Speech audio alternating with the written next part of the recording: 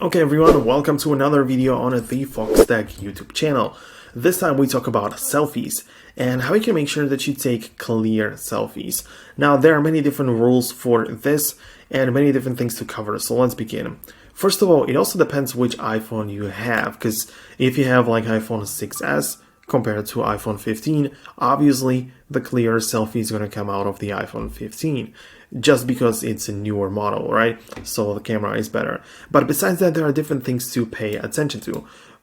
Another thing would be like the lighting available, because if you just take a look at it right now, I literally have a softbox right here, so you can see that I'm literally having an artificial light set out in front of me so you can see me in a better light. But the general rule of thumb is to use the natural lighting whenever possible. So this is the best way to make sure that your photos look clear and not grainy at all. The more lighting is available, the better. Of course, you can use the front-facing flash as well. You can enable it like this, so you can see that if you lack lighting in any form, if you don't have any natural nor artificial lighting, just use the flash on the front-facing camera to make sure that enough lighting is there so the photos are actually clear.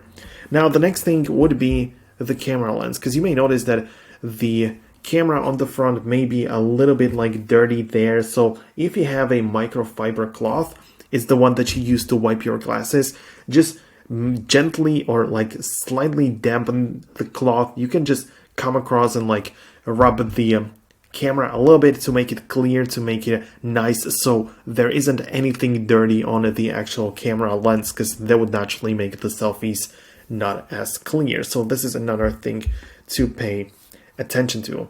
Now, of course, besides that, make sure that you use some kind of stand if possible, or that your hands are not shaky, that you hold it firmly in your hand, because right now, if I have a stand like this and take a selfie, I'm going to be sure that the selfie is going to be very stable like that. I'm not going to be worried about that at all.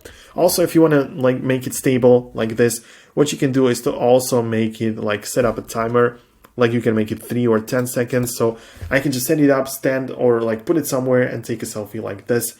So it's going to be the most stable as possible, right? And besides that, you can also use advanced tactics like the grid lines.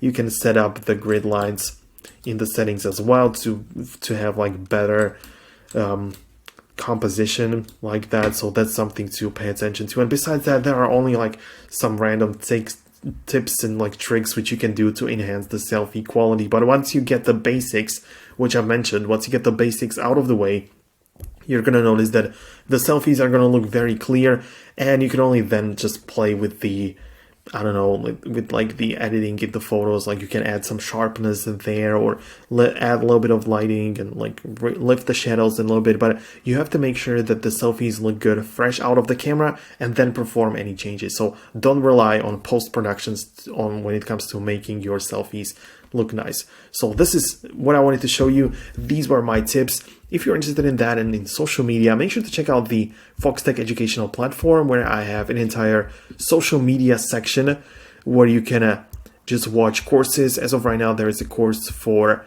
video editing using Adobe Rush. So this is like a full course there. Everything is free to join. I'm also working on CapCut, so this is what's coming up.